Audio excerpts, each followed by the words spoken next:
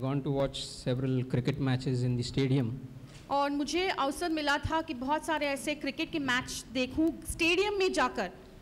So what you notice, there are so many people, the stadium, lakhs of, thousands of people just worshipping the sportsmen over there. और वहाँ पर stadium में हम देखते हैं कि कितने सारे लाखों हजारों लोग बैठकर उनके सबसे चहेता खिलाड़ी को वो सराहते हैं, निहारते हैं. They just forget about everything. वो बाकी सारी बातों को भूल जाते हैं.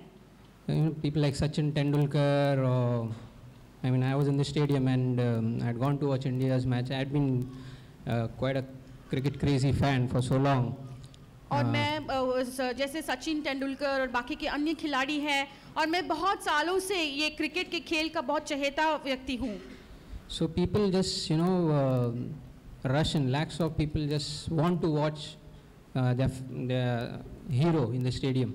और लाखों लोग स्टेडियम में आते हैं, क्रिकेट के ग्राउंड में आते हैं कि उनके जो क्रिकेट का जो नायक है उसको देखने के लिए. I remember that there's such a lot of rush.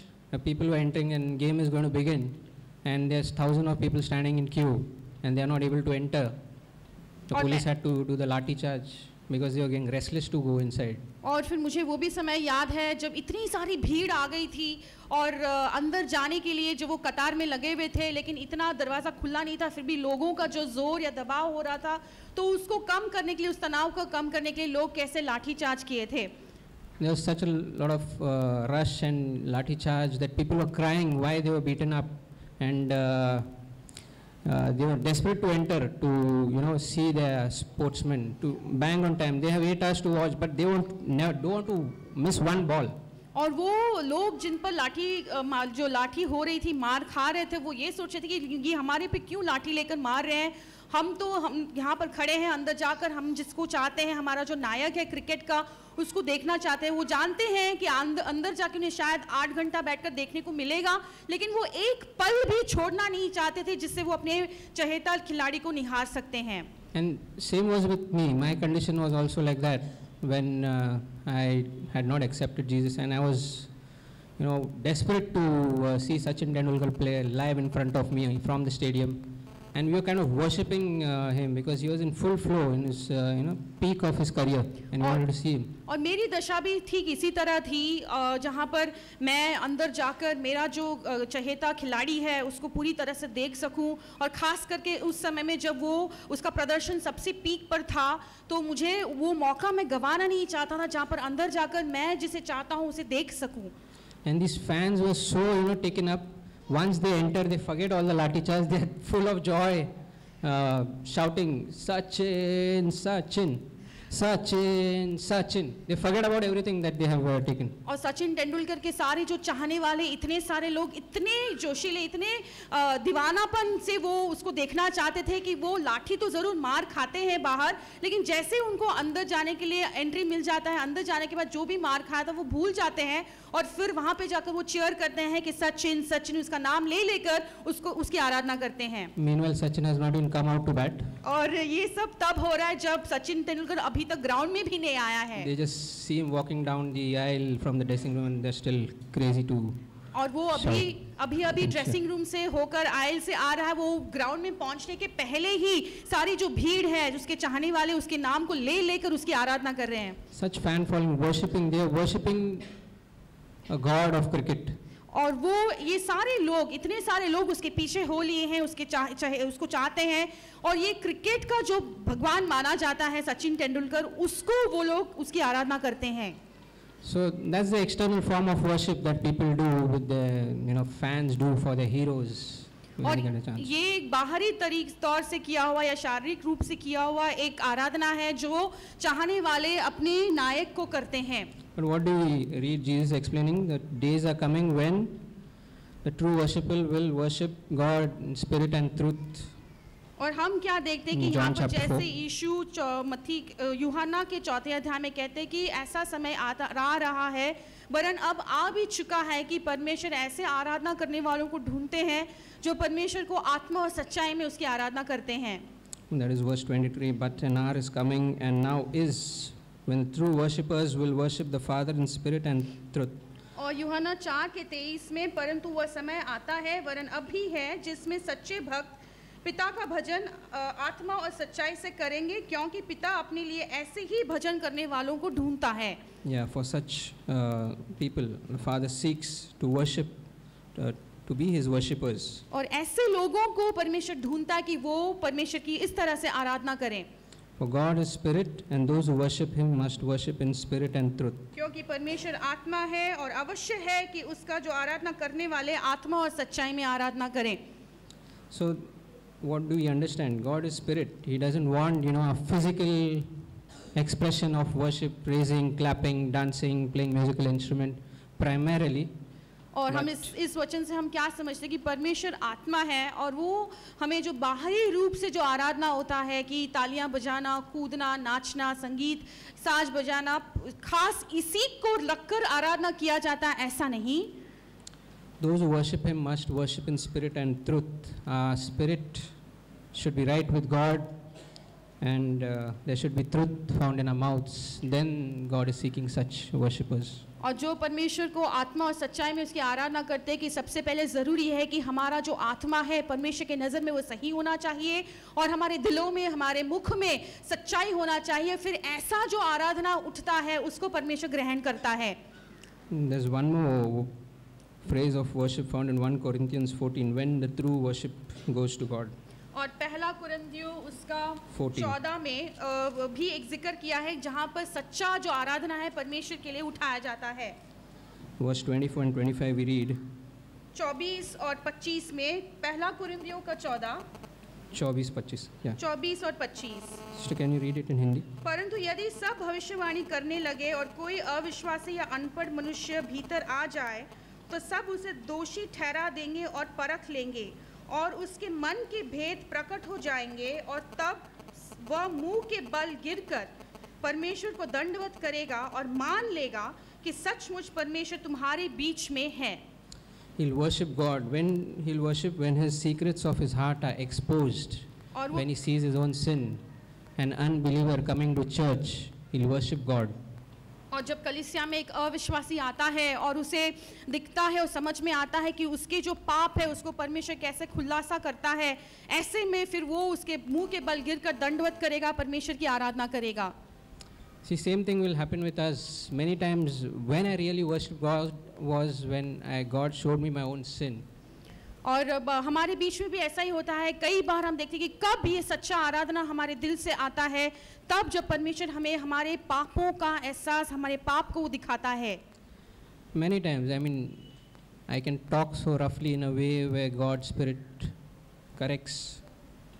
That time I feel like repenting and worshipping God. Lord, it's true.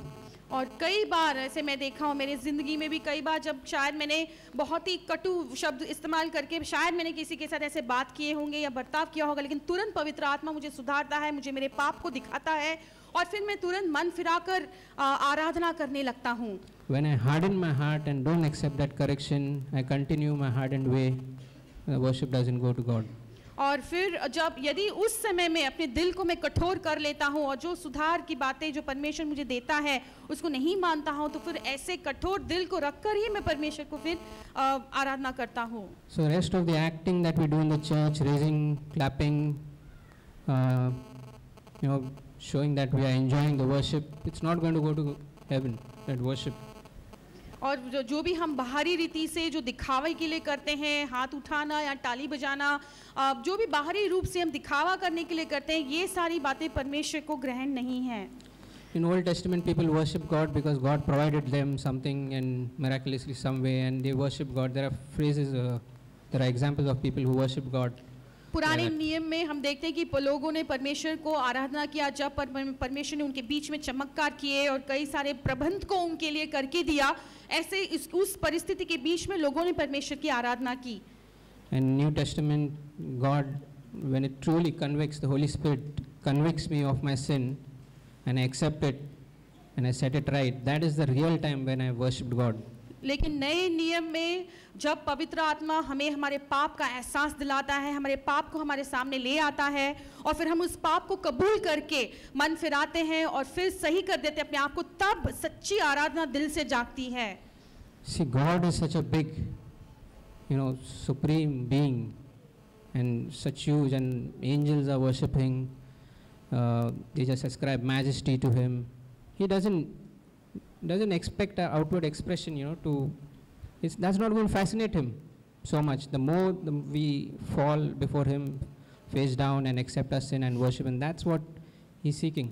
और हमारा परमेश्वर इतना महान सर्वशक्तिमान परमेश्वर है, सारे स्वर्गदूत उसके सामने गिरकर उसकी आराधना करते हैं। ऐसा एक महान परमेश्वर क्या हमारे जीवन से बाहरी रूप का एक आराधना अपेक्षा करता है? बिल्कुल नहीं, लेकिन वो अंदर ही अंदर एक सच्ची और आत्मा में किए हुए आराधना को वो ग्रहण करता है। See, people like Paul and all, I was thinking, when they saw this God taking a form of a human being, becoming a baby, then going down, Philippians 2, taking up the sin of this world, bearing the reproach, being counted amongst the thief, and dying for a sinner like me, like Paul, for us. This God coming down, just think about it. और पौलुस जिस तरह से समझता है और वो बताता है कि ये महान परमेश्वर जो हमारे लिए इस संसार में देह के रूप में आया, एक छोटे बच्चे के समान आया, और फिर हमारे पापों के लिए, वो हमारे गुनाहों के लिए गुनहगारों के बीच में उसका नाम लिया गया, चोरों के बीच में वो गिना गया। इस तरह से वो हमेशा नीचे नीचे जाता रहा सिर्फ हमारे लिए। ऐसा एक परमेश्वर के बारे में हम सोचें और समझें। See that, then that's Jesus who died for me. He was God Almighty.